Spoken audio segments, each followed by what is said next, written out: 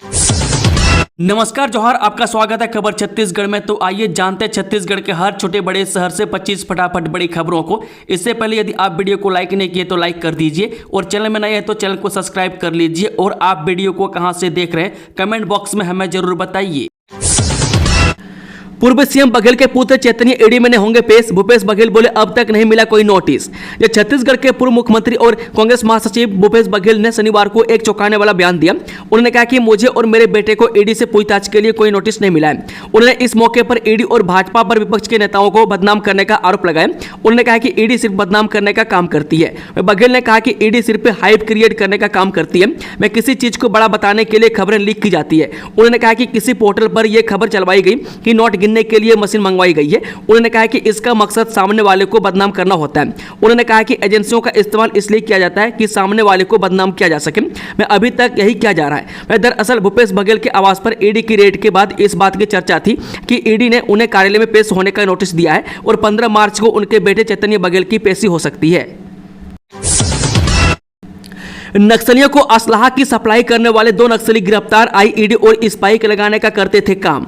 ये सुकमा में सुरक्षा बलों ने नक्सलियों को असलाह समेत रसद की सप्लाई करने वाले 2 आरोपियों को गिरफ्तार किया। इसे पुलिस की बड़ी सफलता के रूप में देखा जा रहा है। मैं गिरफ्तार नक्सली supplier Muchaki Suresh Telangana state committee और PLGA बटालियन नंबर 1 के नक्सलियों के लिए रसद व दैनिक उपयोगी सामग्रियों को पहुंचाता था। मैं गिरफ्तार नक्सली सुरक्षा बलों के गतिविधियों पर रेकी कर नक्सलियों को सूचना देता था। मैं पकड़े गए नक्सली सुरक्षा बलों के आने जाने वाले मार्गों पर आईईडी स्पाइक लगाने, मार्गों को खोदकर अवरुद्ध करना आदि घटनाओं में शामिल रहे हैं। 60 माओवादियों ने तेलंगाना में किया एक साथ सरेंडर। पुलिस अधिकारी ने दी जानकारी। जिन नक्सलियों खेमे को बड़ा झटका लगा। में एक साथ 60 नक्सलियों ने सरेंडर किया है। मैं तेलंगाना के भद्राद्री कोतागुडेम जिले में बड़ी संख्या में नक्सलियों के सरेंडर करने के बाद नक्सल प्रभावित इलाकों में ग्रामीणों ने राहत की सांस ली। में हर कैडर के नक्सली शामिल हैं। मैं कोतागुडेम SP कार्यालय में मल्टी जोन 1 IG की मौजूदगी में सरेंडर की प्रक्रिया पूरी हुई। मैं पुलिस के अधिकारियों ने प्रेस वार्ता करके इस मामले की जानकारी दी। मैं प्रेस वार्ता में SP Rohit Raj, IPS Bhadrachalam ASP और अन्य अधिकारी शामिल रहे। बीजेपी महिला मोर्चा अध्यक्ष की बेटी सड़क दुर्घटना में बुरी तरह से घायल। राजनांदगांव में पार्टी कर दोस्तों के साथ दुर्ग लौटते वक्त हुआ हादसा। यह छत्तीसगढ़ के दुर्ग जिले में भीषण सड़क हादसा हुआ है, जिसमें बीजेपी की महिला मोर्चा की अध्यक्ष की बेटी बुरी तरह से घायल हुई है, जबकि 3 युवक भी गंभीर रूप से घायल हैं। इस घटना के बाद का एक वीडियो भी सामने आया, जिसमें एक युवक की गाड़ी से निकलकर शराब की बोतल लेकर झाड़ियों में फेंकता हुआ दिखाई दे रहा है। इस हादसे की जांच में पुलिस जुट गई है। हालांकि पहले युवती के मौत की जानकारी सामने आ रही थी। बीजेपी के नेताओं ने भी सोशल मीडिया पर पोस्ट किया था, लेकिन कुछ देर बाद जब पता चला कि युवती अभी जिंदा है तो सभी ने पोस्ट भी डिलीट कर दिया। छत्तीसगढ़ की स्कूलों में ऑनलाइन RTE आवेदन की आखिरी तारीख नजदीक। इस बार ऐसा है शेड्यूल। जो निःशुल्क एवं अनिवार्य बाल शिक्षा अधिकार अधिनियम या शिक्षा अधिकार अधिनियम यानी कि राइट टू एजुकेशन के अंतर्गत वर्ष 2025 के लिए छत्तीसगढ़ में संचालित निजी विद्यालयों में RTE पोर्टल के माध्यम से ऑनलाइन आवेदन भर्ती की कार्रवाई शुरू हो गई है। प्रदेश के 33 जिलों के 6746 स्कूलों में आवेदन होने हैं। बलौदाबाजार में स्कूल शिक्षा विभाग द्वारा सत्र 2025-26 के तहत RTE के अंतर्गत जिले की 219 निजी स्कूलों के कुल 105 सीटों पर निःशुल्क प्रथम चरण में प्रवेश के लिए ऑनलाइन आवेदन 31 मार्च 2025 तक मंगवाए गए हैं। आजादी के बाद पहली बार 4G मोबाइल नेटवर्क से जुड़ा इलाका नक्सल प्रभावित गांव टेक्कल गुडेम को होली पर मिली बड़ी सौगात। यह छत्तीसगढ़ शासन के नियत नल्ला नार योजना के तहत नक्सल प्रभावित इलाकों को बुनियादी सुविधाओं के साथ 4G इंटरनेट से भी जोड़ा जा रहा है। इसी कड़ी में सुकमा जिले के घोर नक्सल प्रभावित गाँव टेक लगुडम में सुरक्षा बलों के प्रयासों के बाद अब जाकर मोबाइल टावर स्थापित किया जा सका है। मोबाइल टावर लगने से आसपास के क्षेत्रों के ग्रामीणों में खुशी का माहौल है। साइबर ठगों की खैर नहीं, अब खत्म होगा बैंक खातों को किराए में लेने देने का खेल। 16 आरोपी पहुंचे जेल। छत्तीसगढ़ के बेमेतरा सिटी कोतवाली पुलिस को भारत सरकार के गृह मंत्रालय द्वारा चलाए जा रहे समन्वय पोर्टल के माध्यम से जानकारी मिली कि जिले में साइबर ठगी करने वाले ठग सक्रिय हैं। जिले के लोगों से किराए में बैंक खाता लेकर उसमें लाखों का लेन देन कर रहे हैं। जिसके बाद पुलिस ने जिला मुख्यालय के 2 बैंक पंजाब नेशनल व इंडियन ओवरसीज बैंक के साथ ही देवर बीजा के महाराष्ट्र बैंक के संदिग्ध खातों की जानकारी मिली। ग्रामीणों के द्वारा खुलवाए गए खातों में कई चौंकाने वाले तथ्य सामने आए हैं। इसके बाद साइबर ठगी के मामले की परतें खुलने लगी। वह कई बैंक खाते से 2 लाख रुपये, किसी से 10, 15, 17 लाख और अधिकतम 77 लाख रुपये तक के ट्रांजैक्शन हुए। इसके बाद पुलिस ने सिटी कोतवाली में 3 खाताधारकों के खिलाफ केस दर्ज किया। इसके पुलिस ने इस मामले की तुरंत जांच शुरू कर दी है। नौकरी के नाम पर बड़ौदा बाजार में ठगी, बेरोजगारों को शिकार बनाने वाले गिरफ्तार। जो नौकरी दिलाने के नाम पर बेरोजगार युवाओं से ठगी करने वाले 4 आरोपियों को पुलिस ने गिरफ्तार कर लिया। युवाओं से ठगी करने के आरोपी गुडवे टीम नाम की संस्था चला रहे थे। में आरोप है कि ये रैकेट बेरोजगार युवाओं को अपने झांसे में फंसाता था और नौकरी दिलाने के नाम पर उनको ठगता था। भाटापारा पुलिस के मुताबिक ये लोग प्रति बेरोजगार युवाओं से 31,000 ले चुके हैं। में आरोपियों ने जिन युवाओं को ठगा, उनका कहना था कि जब वो नौकरी के लिए गए तो उनको सामान बेचने के लिए कहा गया। लोगों का चेन सिस्टम तैयार कर सामान को सेल करने के निर्देश दिए गए। पीड़ितों की शिकायत पर भाटापारा पुलिस ने केस दर्ज कर 4 लोगों को गिरफ्तार कर लिया। पकड़े गए लोगों में एक युवती भी शामिल है। रिटायरमेंट की टेंशन खत्म, इस स्कीम में निवेश करने पर सिर्फ ब्याज से कमा लेंगे 18 लाख से अधिक। ज्यादातर लोग करोड़पति बनना चाहते हैं और अपने पैसे को निवेश करने के लिए ऐसी जगह की तलाश में रहते हैं जहां उन्हें मोटा मुनाफा मिल सके। अगर आप जानना चाहते हैं कि निवेश से आपको कितनी कमाई होगी और इनकम टैक्स के दायरे से बाहर रहना चाहते हैं, तो पब्लिक प्रोविडेंट फंड आपकी इस चिंता को दूर कर देता है। बता दें कि यह स्कीम निवेश पर अच्छा रिटर्न यानी कि PPF है, मैच्योरिटी कैलकुलेटर और टैक्स सेविंग ऑप्शन देती है। अगर आप रिटायरमेंट प्लानिंग कर रहे हैं या लंबी अवधि में निवेश से अच्छी कमाई करना चाहते हैं तो आप इस स्कीम को चुन सकते हैं। यह स्कीम PPF के नाम से ज्यादा पॉपुलर है। वकीलों ने की गुंडागर्दी, पुलिस के साथ राह चलती जनता को भी पीटा। इंदौर में मचा खूब बवाल। जब मध्य प्रदेश के इंदौर से बड़ी खबर है। यहां वकीलों ने सड़क पर हाई वोल्टेज ड्रामा किया, 2 घंटे तक गुंडागर्दी करते रहे, पुलिस को पीटा। इस दौरान सड़क से आने जाने वाले आम लोगों की भी पिटाई की। वहीं हाईकोर्ट चौराहे पर चक्का जाम रहा। जाम की वजह से लोग काफी देर तक परेशान हुए। वह घंटों दूर तक वाहनों की कतारें लगी रही। बता दें, परदेसीपुरा पुलिस द्वारा होली के दिन वकील के ऊपर दर्ज किए गए एक प्रकरण के विरोध में शनिवार को वकील हंगामा कर रहे हैं। में DCP आनंद यादव की गाड़ी रोकी गई। इस दौरान वकीलों का पुलिस प्रशासन के खिलाफ जमकर आक्रोश देखा गया। बीते दिन वरिष्ठ अधिवक्ता और उनके परिवार के साथ पुलिस से बल द्वारा की गई मारपीट के बाद परदेसीपुरा थाने का घेराव किया गया। सांसद बृजमोहन ने किया संवेदना 2 रक्तदान जागरूकता अभियान के पोस्टर का विमोचन। सांसद बृजमोहन अग्रवाल ने शहीद आजम भगत सिंह, राजगुरु और सुखदेव के 94वें शहादत दिवस पर national integrated forum of artist and activist यानी कि NIFAA द्वारा आयोजित 3 दिवसीय अंतर्राष्ट्रीय रक्तदान जागरूकता अभियान संवेदना 2 के पोस्टर का विमोचन किया। 21 से 23 मार्च तक चलने वाले इस अभियान के तहत 23 मार्च को छत्तीसगढ़ समेत देश भर में 2400 ब्लड डोनेशन कैंप का आयोजन किया जाएगा। श्री अग्रवाल ने कहा कि यह रक्तदान के प्रति जागरूकता बढ़ाने और जरूरतमंदों की सेवा करने का एक सार्थक प्रयास है। हमें इन वीर शहीदों से प्रेरणा लेकर राष्ट्र सेवा और मानवता के प्रति अपने कर्तव्यों को निभाने का संकल्प लेना चाहिए। इस अवसर पर देवेश पटेल समेत संस्था के प्रतिनिधि उपस्थित रहे। सिम्स में लापरवाही का गंभीर आरोप, दूसरी महिला को लगा दिया गया गर्भपात का इंजेक्शन, परिजनों ने की शिकायत। जिले के सिम्स हॉस्पिटल में चिकित्सा लापरवाही का एक गंभीर मामला सामने आया है, जहां एक महिला मरीज गिरिजा ने आरोप लगाया कि उसे गलती से गर्भपात का इंजेक्शन दे दिया गया, जिससे उसके 5 महीने के शिशु का गर्भपात हो गया। गिरिजा के मुताबिक यह इंजेक्शन दूसरी गर्भवती महिला कविता के लिए था, लेकिन लापरवाही के कारण उन्हें लगा दिया गया। इस घटना के बाद मरीज और उसके परिजनों ने सिम्स हॉस्पिटल के महिला डॉक्टरों के खिलाफ MS से शिकायत दर्ज कराई है। दूसरी ओर सिम्स हॉस्पिटल के MS डॉक्टर लखन सिंह और महिला विभाग की HOD डॉक्टर संगीता जोगी ने इस तरह की किसी भी घटना से इनकार किया है। अस्पताल प्रशासन का कहना है कि मरीज को पहले ही ब्लीडिंग की समस्या थी, इसलिए उसे कोटा से सिम्स रेफर किया गया था। हालांकि MS ने गलत इंजेक्शन लगाने के आरोपों की जांच कराने की बात कही है। मामले को लेकर परिजनों ने अस्पताल प्रशासन पर लापरवाही के गंभीर आरोप लगा रहे हैं। मुन्नी बदनाम हुई लौंडिया तेरे लिए गाने पर रायपुर SSP लाल उमेद सिंह और कलेक्टर गौरव सिंह ने लगाए ठुमके, देखे पूरी वीडियो। जो राजधानी में होली का रंग पुलिस से महकमे पर भी चढ़ा नजर आया। मैं SSP लाल उमेद सिंह और कलेक्टर गौरव सिंह ने पुलिस कर्मियों संग मिलकर रंगों का त्योहार धूमधाम से मनाया। इस दौरान मुन्नी बदनाम हुई लौंडिया तेरे लिए गाने पर पुलिस कर्मियों ने जमकर ठुमके लगाए, जिससे माहौल और रंगीन हो गया। अनियंत्रित होकर पेड़ से टकराई स्कॉर्पियो हादसे में ASP के वाहन चालक की मौत। जिले से एक भीषण सड़क हादसे की खबर आ रही है। बताया जा रहा है कि यहां स्कॉर्पियो वाहन बेकाबू होकर पेड़ से जा टकराया। इस हादसे चालक के युवक की मौके पर ही मौत हो गई। वहीं स्कॉर्पियो का सामने का हिस्सा बुरी तरह से क्षतिग्रस्त हो गया। वह जानकारी के मुताबिक बता दें कि घटना नगरी थाना क्षेत्र के साकरा रोड की सुबह करीब 9:30 बजे की बताई जा रही है। वह जहां साकरा की तरफ जाने के दौरान स्कॉर्पियो सुअर फार्म के पास से स्कॉर्पियो अनियंत्रित होकर पलटी और फिर पेड़ से जा टकराई। इस हादसे में चालक बलराम ठाकुर निवासी राजिम क्षेत्र जिला गरियाबंद की मौके पर ही मौत हो गई। मैं इधर मामले की सूचना मिलते ही पुलिस मौके पर आगे की कार्रवाई शुरू कर मामले की जांच में जुट गई है।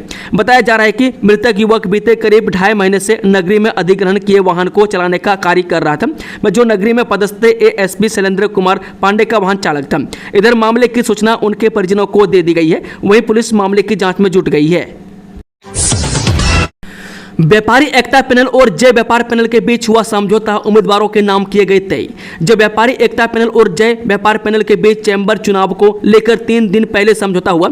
इस संबंध में व्यापारी एकता पैनल के प्रमुख श्री राजेश वासवानी ने जानकारी दी। उनके अनुसार दोनों पैनल के वरिष्ठ सदस्यों के बीच हुई विचार विमर्श और वरिष्ठ जनों की मध्यस्थता से यह सहमति बनी है।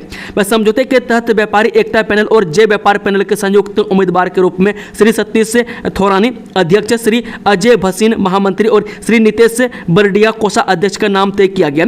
ये तीनों प्रत्याशी जय व्यापार पैनल से अपना नामांकन पत्र भरेंगे। इस प्रस्ताव को सर्वसम्मति से स्वीकृति मिल गई है, ताकि व्यापारी समाज में एकजुटता का सकारात्मक संदेश भेजा जा सके। शानदार मिसाल मुस्लिम की मदद से हिंदू मना सका होली, छत्तीसगढ़ के इस शहर में हो रही चर्चा। जब बलरामपुर रामानुजगंज में होली और रमजान के पवित्र महीने में हिंदू मुस्लिम एकता की अद्भुत मिसाल देखने को मिली।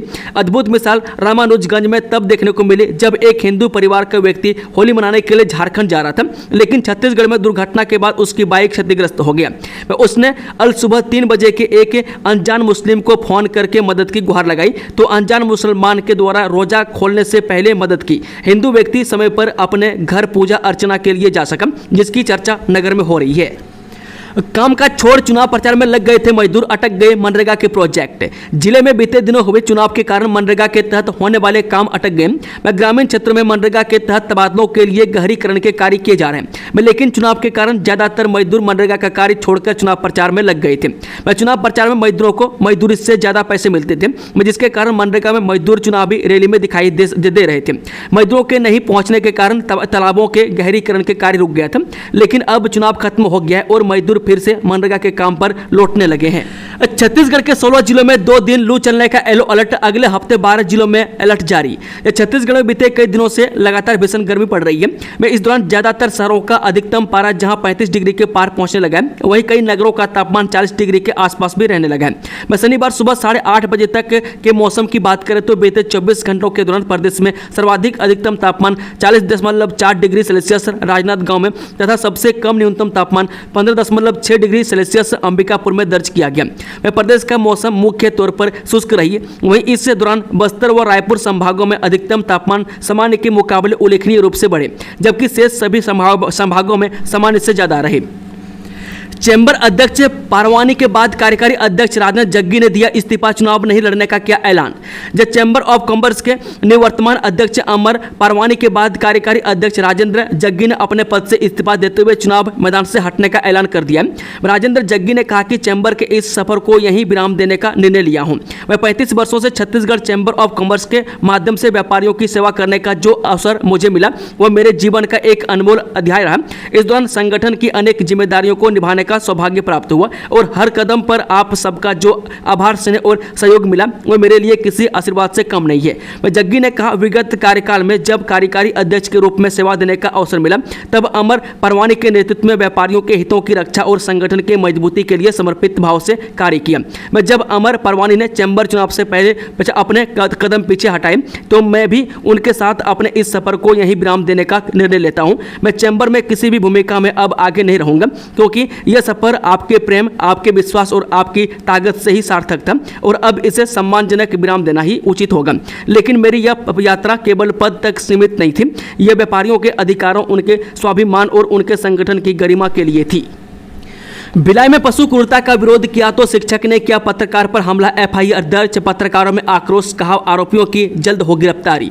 जो लोकतंत्र का चौथा स्तंभ होने के नाते एक पत्रकार हमेशा लोगों की आवाज बनता है, इसी तरह बेजुबान जानवरों को न मारने के लिए समझाइश देने गए एक पशु प्रेमी जो पैसे से पत्रकार है, जब उसके साथ एक शिक्षक दुर्व्यवहार करे तो आप क्या कहेंगे। वह कुछ ऐसी घटना भिलाई में गुरुवार को हुई। भिलाई निवासी जम्मू कश्मीर के एक नामी स्कूल का प्रिंसिपल सचिन शुक्ला ने अपने साथी पड़ोसी अवनीश कुमार के साथ मिलकर भिलाई के पत्रकार लाभेश घोष से गाली गलौज और मारपीट की है, वो भी सिर्फ इसलिए क्योंकि उसने एक इंसान होने का फर्ज निभाया और बेजुबान को मारने से रोका। वह पीड़िता की शिकायत पर पुलिस ने एफआईआर दर्ज कर लिया है।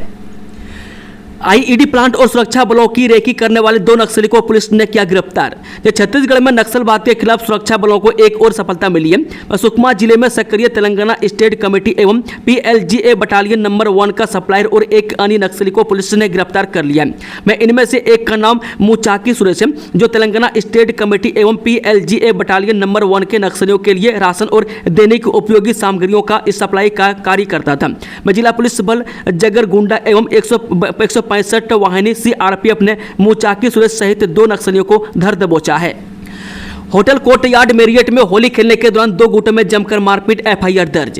राजधानी रायपुर स्थित होटल कोर्टयार्ड मेरियट में बीते दिन होली के जश्न के बीच युवाओं के बीच जमकर मारपीट हो गई।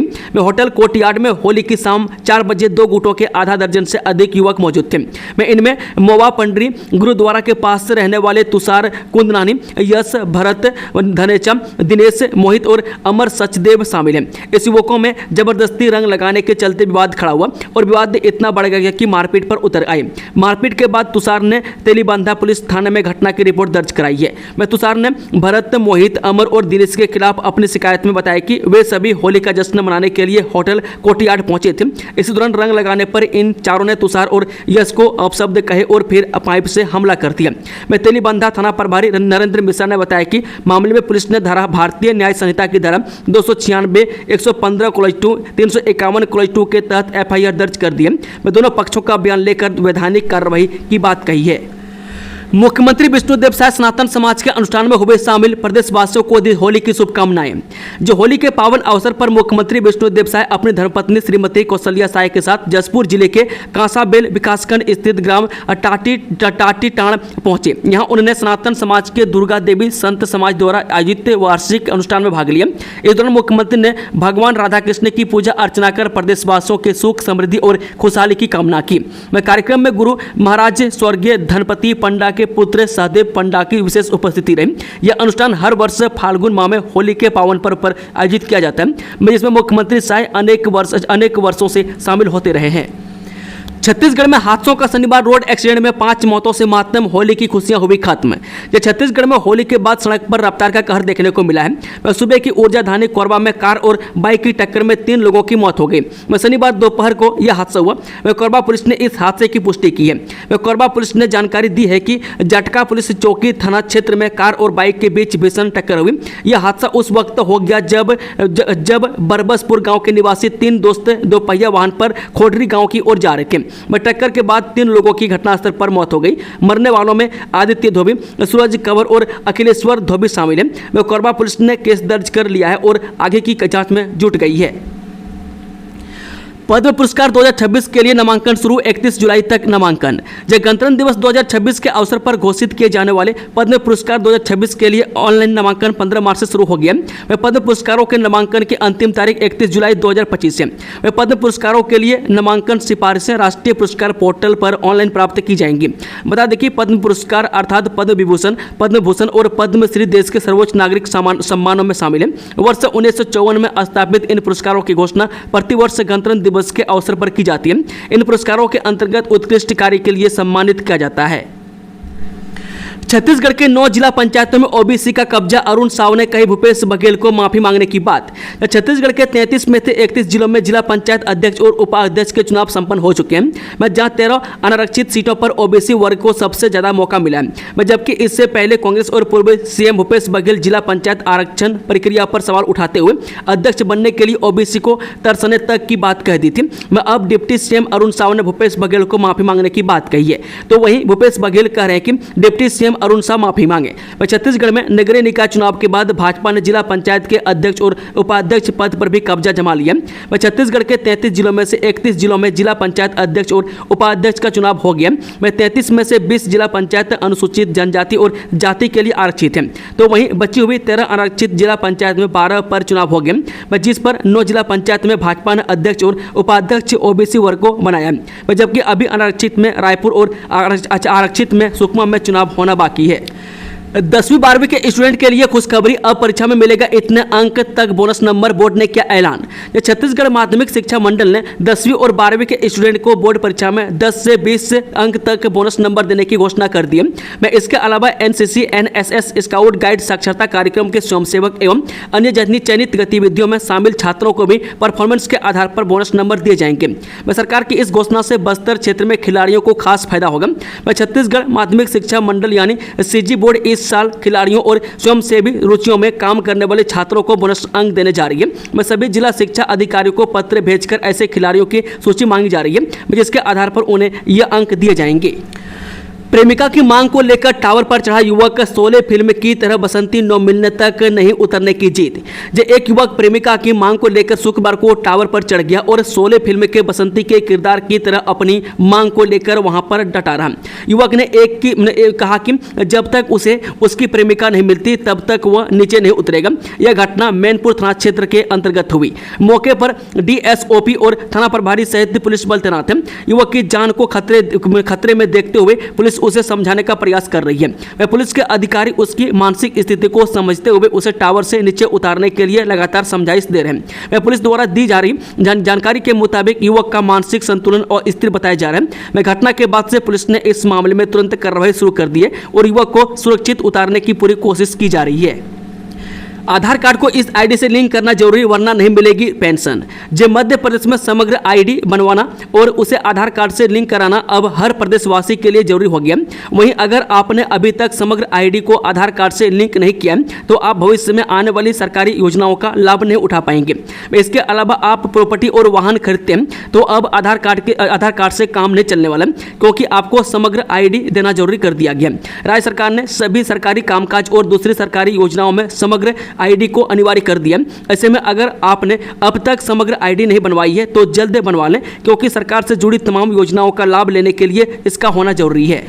केदारनाथ में गैर हिंदुओं की एंट्री पर लगेगा बैन, बीजेपी विधायक की मांग, जानिए वजह। उत्तराखंड में 30 अप्रैल से 4 धाम यात्रा 2025 की शुरुआत हो जाएगी, लेकिन यात्रा शुरू होने से पहले केदारनाथ में गैर हिंदुओं के एंट्री बैन का मुद्दा उठ गया। इस मामले पर बीजेपी नेताओं के भी अलग अलग बयान आ रहे हैं। वह केदारनाथ विधायक आशा नोटियाल ने भी कई तथ्यों को सामने रखते हुए केदारनाथ धाम की यात्रा में गैर हिंदुओं पर प्रतिबंध लगाने की वकालत की। वह केदारनाथ से बीजेपी विधायक आशा नोटियाल ने कहा कि कुछ गैर हिंदू केदारनाथ धाम को बदनाम करने के लिए वहां पर मांस, मछली व शराब परोसने का काम करते हैं। ऐसे में उनका प्रयास है कि इस तरह के लोगों को चिन्हित करते हुए उन पर प्रतिबंध लगाया जाए। दोस्तों, खबरों का सिलसिला समाप्त होता है। अगर जानकारी पसंद आई तो वीडियो को लाइक, शेयर, चैनल को सब्सक्राइब जरूर कर लें और कमेंट बॉक्स में अपने विचार को जरूर रखें। Thank you, all the best. जय हिंद, जय छत्तीसगढ़।